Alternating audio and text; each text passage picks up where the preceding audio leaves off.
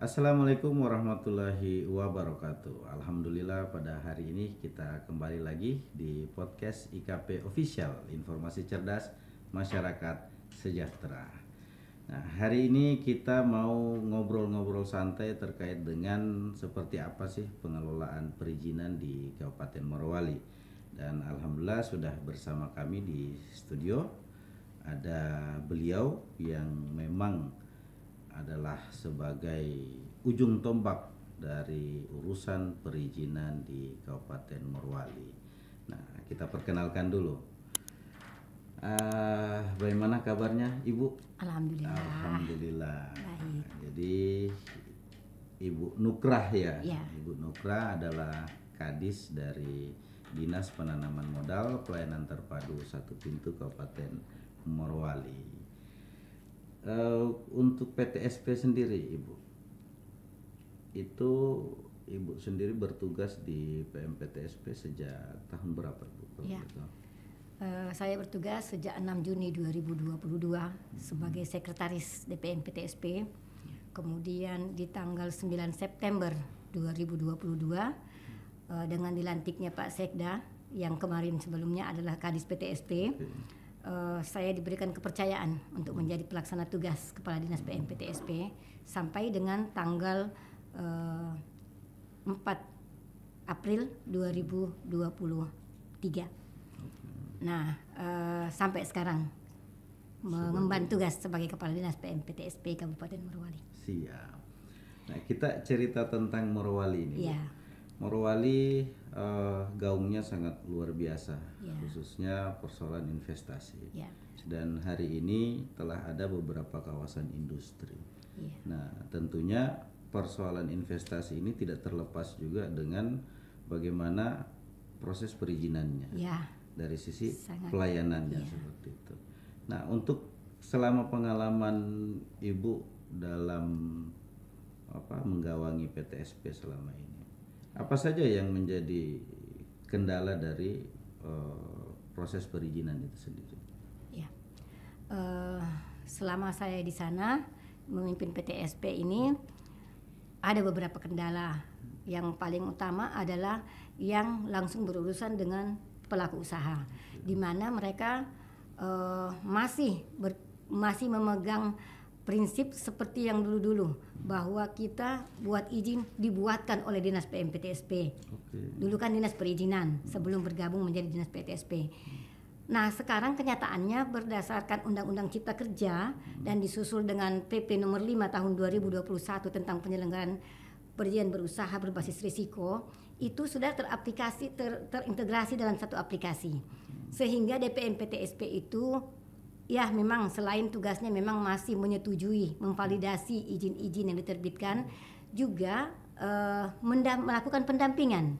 Jadi yang melakukan permohonan perizinan melalui sistem atau aplikasi OSS RBA itu boleh didampingi. Jadi mereka mengupload sendiri, dari hanya pendampingan dari PTSP memberikan petunjuk seperti ini seperti itu. Kalau itu mereka masih kurang yang paham seperti itu. Sehingga kita masih punya tanggung jawab besar untuk bisa mengedukasi masyarakat pelaku usaha terkait kebijakan, kemudian mekanisme dan pelayanan yang ada saat ini, di mana pelayanannya tidak seperti kemarin lagi, mereka harus berkeliling dari satu OPD ke OPD lain.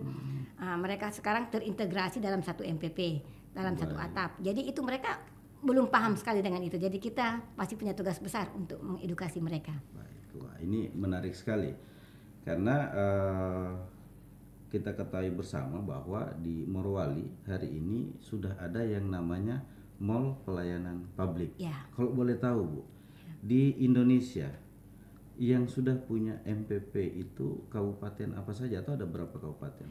Banyak, se-Indonesia itu kurang lebih 150 se-Indonesia. Se-Indonesia. Tetapi se-Sulawesi Tengah baru 2. Baru 2? Ya. Kabupaten Morowali dengan Provinsi Sulawesi Tengah. Oke. Ya. Ada yang menyusul Kabupaten Poso, tetapi itu mereka baru menggunakan pelayanan gedungnya merupakan gedung yang bekas kantor apa sebelumnya. Dan juga menyusul ini masih sementara proses ada Morowali Utara. Oke, Seperti berarti Morowali ketika MPP ini Iya. disetujui atau dibangun, itu sudah gedung, fasilitas dan Sarprasnya SDM-nya, sudah lengkap semuanya. Lengkap sarana fasilitasnya, kemudian dengan SDM-nya, penyelenggaranya. Berarti yang tadi Ibu maksudkan bahwa dulu ini terlepas dari persoalan OSSRBA ya. Iya. Dahulu para pelaku usaha ini Iya. itu ketika mau mengurus perizinan Iya. itu tahapan-tahapannya harus jalan Melalui ke dari OPD dulu. Ya, jadi misalnya ya, mereka ingin mau mengurus persetujuan bangunan gedung. Itu kan OPD terkaitnya itu ada pertanahan untuk yang memberikan pertimbangan teknis. Kemudian ada dari Dinas PU. Nah, baru masuk ke PTSP untuk persetujuan. Itu kalau dulu sebelum ada MPP itu mereka harus jalan-jalan tadi OPD itu. Nah, sama dengan KKPR juga. Iya. Persetujuan penataan ruang, kesesuaian penataan ruang. Itu juga mereka begitu, dari pertanahan ke PU kemudian kembali ke PTSP. Berarti memang secara waktu tidak efisien. Tidak efisien dan sangat tidak nyaman bagi mereka. Mereka jauh dari satu OPD ke OPD yang lain. Waktu lama itu pun juga dari misalnya mereka membutuhkan rekomendasi dari Dinas PU, mereka kalau dulu mereka bawa fisik rekomendasinya ke PTSP. Kalau sekarang itu kan terintegrasi, semua masuk di sistem. Jadi masuk di sistem akunnya PTSP secara berjenjang, tinggal terakhir ke Kadis PTSP persetujuan validasi. Oke, baik. Untuk di mall pelayanan publik yang ada sekarang ini, itu layanannya apa saja yang ada di dalam? Di dalam sesuai dengan perjanjian kerjasama yang kita sudah tanda tangani beberapa OPD itu ada sekitar 27 OPD teknis maupun vertikal. Di mana itu memang semua adalah stakeholder dalam penerbitan perizinan dan non perizinan. Dan di sana itu kita siapkan gerai untuk mereka. Gerainya misalnya untuk PBG, di sana ada untuk ruangan PBG. Jadi yang diisi oleh pihak PU. Kemudian ada misalnya kita mau perizinan izin praktek kesehatan. Nah, itu kita membutuhkan rekomendasi dari Dinas Kesehatan. Di sana juga ada gerainya Dinas Kesehatan. Jadi di sana mereka melalui SISDMK namanya. SISDMK itu bidang kesehatan, itu datanya dikirim ke akun kita bahwa memang pemohon itu masuk ke dalam daftar sistem sumber daya manusia bidang kesehatan. Kemudian mereka diberikan rekomendasi, itu pun melalui sistem. Tapi gerainya tetap ada di situ. Jadi para pemohon tidak lagi kemana-mana, masuk di situ. Sama dengan misalnya mereka mau kartu putih, pemohon pencari kerja, mereka datang ke gerai Dinas Tenaga Kerja. Jadi mereka langsung pelayanan di situ. Setelah dari situ kan mereka tetap dipersyaratkan untuk keterangan bebas narkoba. Di sebelahnya lagi ada gerai BNN. Seperti itu gambaran. Berarti memang MPP ini dibangun, didesain untuk selain menyederhanakan sistemnya, prosedurnya, termaksud juga efisiensi waktu di situ juga ya, ada. Karena itu. kumpul semua ya. Ya, memang berdasarkan amanat PP nomor 5 tahun 2021 itu memang seperti itu, memangkas prosedur yang terlalu panjang dan harus punya efek efisien. Ya. Seperti itu.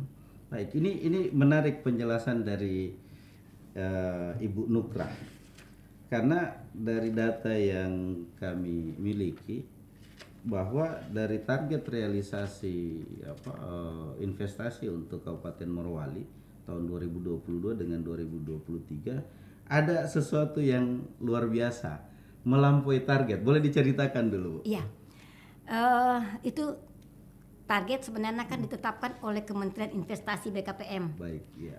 Secara nasional ada, kemudian provinsi ada.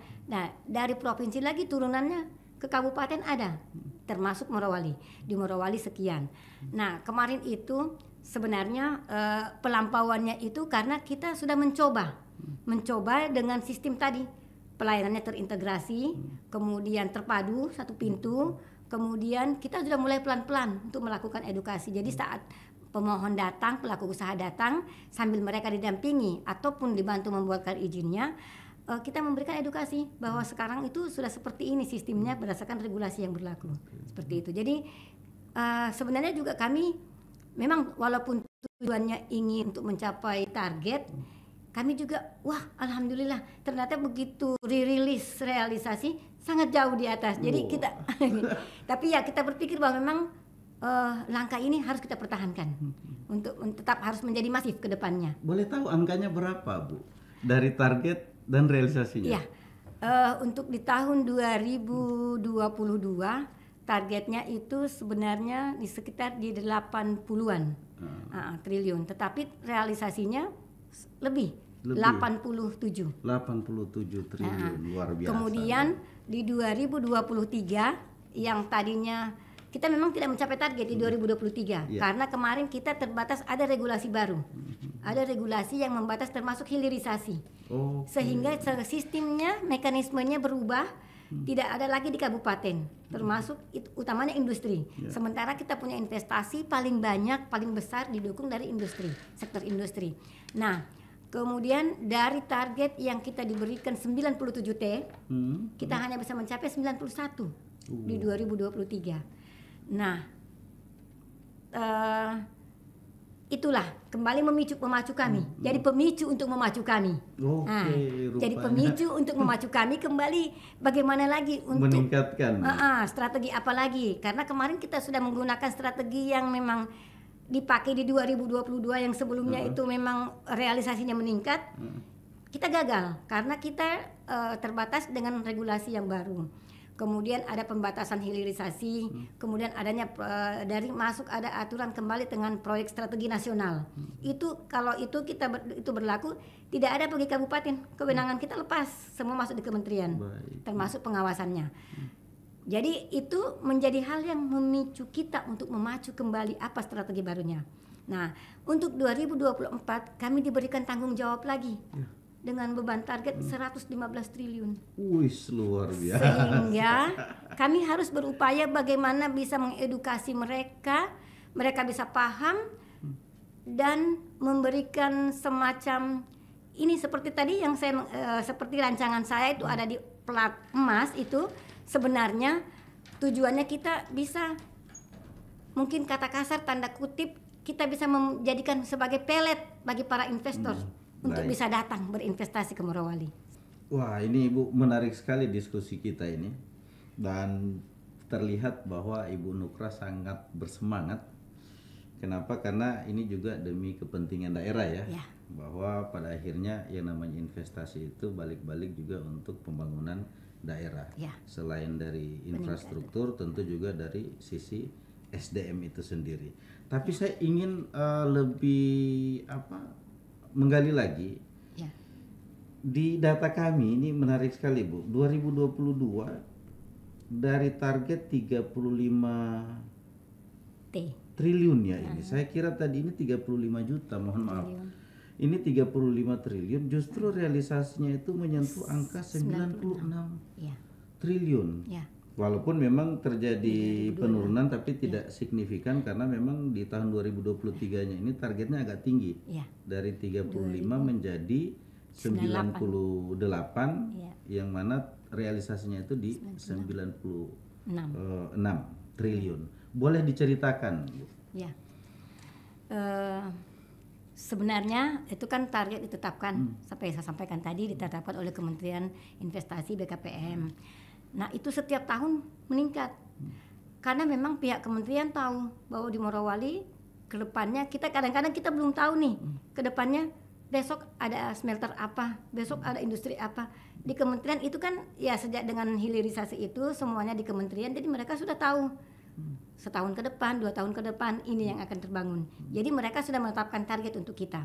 Nah kembali kepada target yang 35T tadi menjadi 96. Ya kemarin dengan semakin suburnya investasi yang ada di PT IMIP yang tadinya mereka punya tenan hanya ada 3, ada SMI, kemudian ITSS itu setelah dimasuk di 2023 itu sudah menjadi 4. Nah, hari ini lagi sudah menjadi 52. Jadi itu sebenarnya itu dasar pertama sampai dia investasi semakin naik karena mereka tenan itu masing-masing mempunyai nilai investasi tersendiri. Jadi digabungkan dari misalnya 46 tenan itu jadi sekian T jadinya realisasinya seperti itu. Berarti memang dari tahun ke tahun selalu ada peningkatan. Ya. Jadi mungkin terkait dengan investasi ini tentu kan orang datang ke satu daerah berani datang membawa duit, tentu daerahnya wajib aman ya. Jadi ini pesan juga kepada seluruh masyarakat, saudara-saudara kami di Kabupaten Morowali, investasi itu akan tumbuh dan berkembang apabila situasi sosial itu kondusif. Ya. Mari kita jaga kampung kita, itu pesannya. Nah, dari tahun ke tahun selalu targetnya ditingkatkan targetnya. Realisasinya juga kemarin itu yang kemarin yang jatuh, yang dari 98 menjadi 91,7. Saya ingin bertanya ini, Bu. Kalau kita bicara Morowali, industri nikel. Ya. Nah, benar. apa hanya itu saja jenis-jenis usaha yang bisa jadi peluang bagi pelaku usaha untuk di Kabupaten Morowali? Pertanyaan yang memang kalau menurut saya sebenarnya harus dipertanyakan oleh banyak orang. Karena selama ini memang orang beranggapan bahwa Morowali itu industri. Sehingga di pikiran mereka selalu bahwa Morowali investasinya cuma berputar di industri. Nah, itu skala besar. Padahal sesungguhnya kita juga ditopang oleh adanya usaha UMKM. Jadi usaha kecil, menengah ada, kemudian ada juga yang kita juga tetap memberdayakan yang pengusaha lokal, tidak dari luar semuanya. Oke, baik. Seperti itu. Nah, jadi ini pertanyaan ini pada akhirnya mengarah kepada indeks kepuasan masyarakat, yang mana saya punya data ini bisa dicek bahwa indeks kepuasan masyarakat untuk unit pelayanan khususnya perizinan di PTSP itu sangat baik dengan poin 90,747. Ya. Betul itu, Bu? Ya. Untuk 2024 karena memang saat ini kita tidak lagi melakukan survei indeks kepuasan masyarakat secara manual door to door seperti yang kemarin.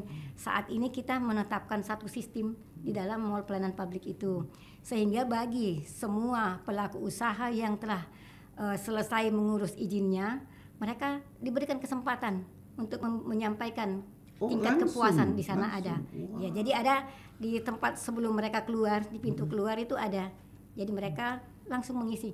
Silakan tanpa ada pengaruh atau apa, silakan mengisi apa yang Bapak Ibu rasakan selama melakukan proses perizinan di sini, apa yang dirasakan. Kalaupun ada juga masukan, dipersilakan memberikan masukan. Luar biasa. Itu juga sebagai wahana bagi kami untuk bisa mengukur indeks kepuasan masyarakat, karena IKM itu sesungguhnya disitulah inti daripada pelayanan kita.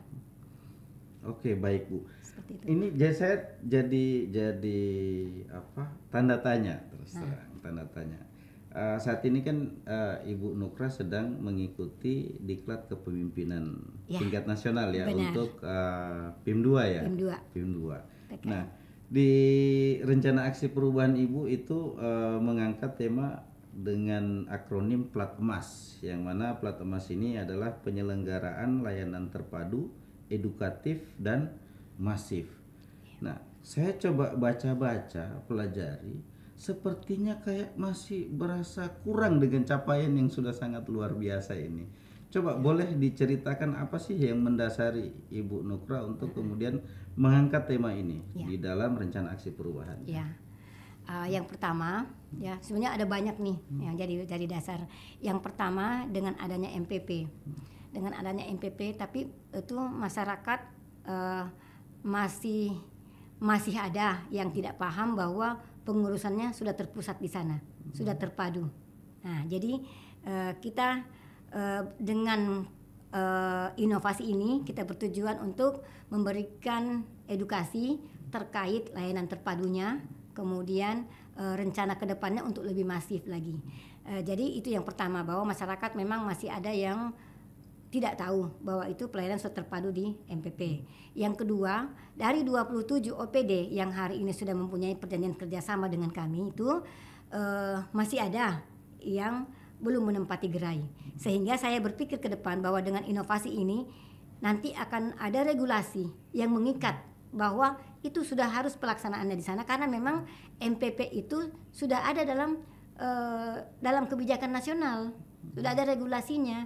Jadi itu harus hidup, harus jalan, karena jadi dengan masuknya 27 gerai sudah semua terisi di dalam, berarti memang otomatis tidak ada lagi yang berurusan di OPD, semua sudah terpusat.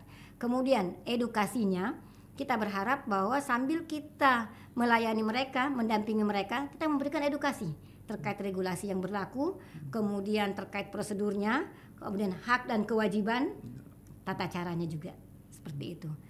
Termasuk dengan mereka mungkin ada yang mengajukan pengaduan. Jadi kita di sana ada juga gerai untuk pengaduan untuk DPN PTSP. Kemudian kembali lagi ke target. Kita dibebankan dengan target sebanyak 115 triliun untuk 2024. Sehingga kami berpikir harus punya strategi bagaimana untuk bisa mencapai 115 itu, karena kemarin saja kita berpegang kemarin yang hanya 98, kita bisa mencapai 91,7, tidak sampai 92.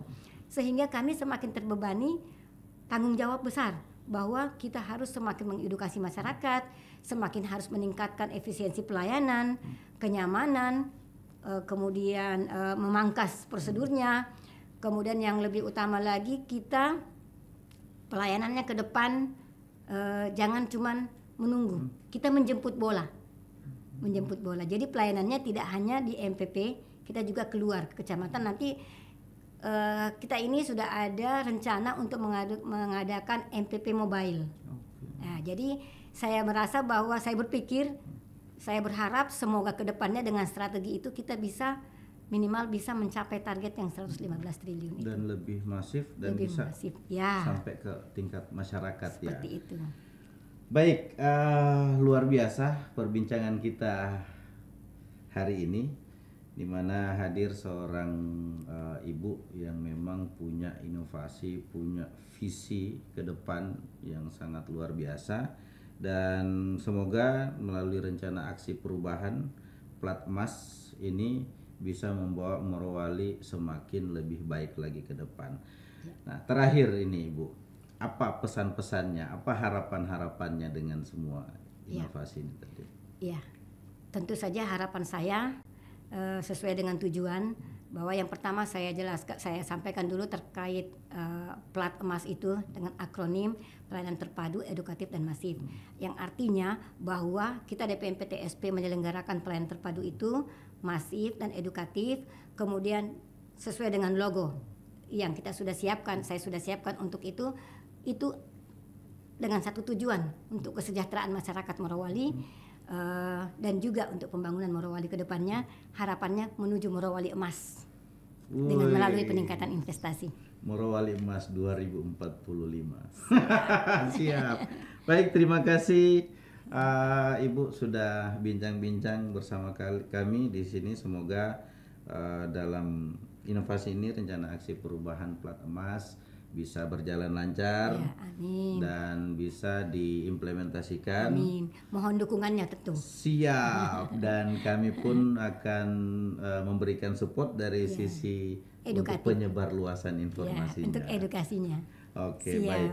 Baik, demikianlah perbincangan kita yang sangat luar biasa, sangat menarik dan juga sangat memberi inspirasi, yang bersama Ibu Nukrah yang adalah sebagai Kadis Penanaman Modal Pelayanan Terpadu Satu Pintu Kabupaten Morowali. Insya Allah kedepannya dengan rencana aksi perubahan plat emas itu akan memberikan peningkatan, dan tentu Morowali semakin berkembang, semakin baik lagi dari sisi kinerja pelayanan publik, khususnya tentang perizinan. Amin. Amin. Demikian, terima kasih Ibu sudah mampir di sini menyampaikan informasi yang untuk diketahui oleh masyarakat. Saya akhiri, wassalamualaikum warahmatullahi wabarakatuh. Waalaikumsalam warahmatullahi wabarakatuh.